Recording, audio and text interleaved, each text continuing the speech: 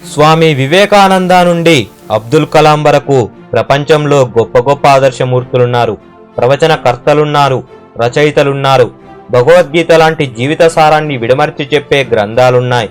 ఎండమూరి, పట్టాభిరామ్, గంపాకృష్ లాంటి personality development ట్రైనర్లున్నారు. అప్పుడప్పుడు నా తోటివాడు ఏదో ఒకటి రాస్తుంటాడు, మాట్లాడుతుంటాడు. తెల్లారితే అద్భుతమైన కొటేషన్లు ఫేస్బుక్లో కనిపిస్తాయి. వాట్సాప్ నిండా ఆలోచింపజేసే పిట్ట కథలు షికారు చేస్తుంటాయి. అన్నీ ఫాలో అవుతున్నట్లే ఉంటాం. వివేకానంద అంటే ఒళ్ళు పులకరించిపోతుంది. భగవద్గీత గుర్తొస్తే కర్మణ్యవాధికారస్తే అనే శ్లోకం గుర్తొస్తుంది. అన్నిటి పట్ల మన గౌరవం ఉంది. కానీ మనం మాత్రం ఎందుకు మారకుండా ఇలాగే ఉంటున్నాం? ప్రతి వ్యక్తికి ఇప్పుడున్న దానికన్నా ఉన్నతంగా ఆలోచించాలని, గొప్పగా మారాలని ఉంటుంది. కానీ ఒక పుస్తకమో ఓ వ్యక్తో చదివినంతసేపు, మాట్లాడినంతసేపు, ఆ భావాలు మనసులో ఉన్నంతసేపే కాస్తో కూస్తో దాని ఇన్ఫ్లుయెన్స్. ఆ తర్వాత రొటీన్. మన కోపాలు, మన ఈగోలు, సంకుచిత్వాలు, ఈర్ష్యలు, అసూయలు, దేశాభావాలు దేన్ని వదులుకోవడానికి సిద్ధపడం. ఎవరైనా ఏమైనా అంటే ఇంతెత్తున రోషం పుడుచుకొస్తుంది.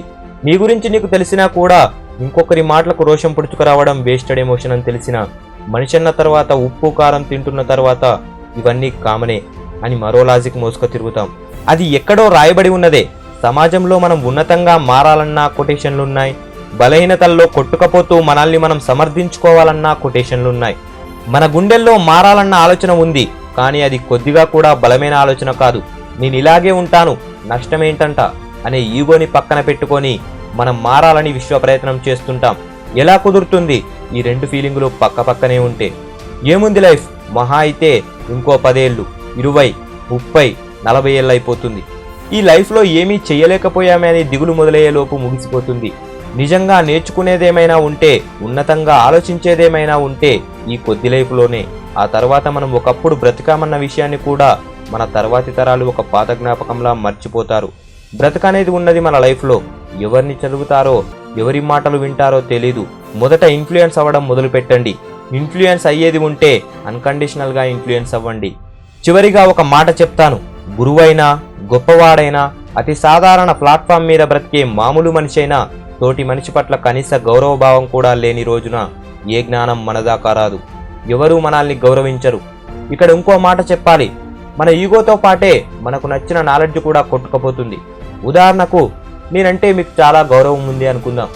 సడన్గా నేను ఏ మూవీ రివ్యూనో నాకు నచ్చినట్లు రాయడం వల్ల మీరు ఫీల్ అయిపోయి నువ్వేంటి మాకు చెప్పేదనే తిరస్కరణ డామినేట్ చేసింది అనుకుందాం. అప్పటి వరకు మీ మనసుపై ఇన్ఫ్లుయెన్స్ చేసిన నా ఆలోచనలు, నా అనుభవాలు అన్నీ కొట్టుకుపోతాయి. ప్రతి ఒక్కరూ చెప్పొచ్చేవారే అనే ఫీలింగ్తో మంచి విషయాల్ని కూడా పెడచెవిన పెడతారు. దీనివల్ల ఎవరికి నష్టం? ఒక వ్యక్తి అభిప్రాయాలు వేరు, ఆలోచనలు వేరు. మంచిని గ్రహించి నచ్చనివి చూసి చూడనట్లు ఉండాలి. ఎండమూరి రామ్ చరణ్ మీద ఏవో వ్యాఖ్యలు చేశాడని ఎండమూరి వ్యక్తిత్వ వికాస పుస్తకాలు చదవడం మానిస్తే నష్టపోయేదెవరు? వ్యక్తుల వ్యక్తిగత అభిప్రాయాలు వేరు, శక్తివంతమైన ఆలోచనలతో కూడిన జ్ఞానం వేరు. శక్తిని స్వీకరించండి, మంచి వ్యక్తిగా ఎదగండి. జై హింద్.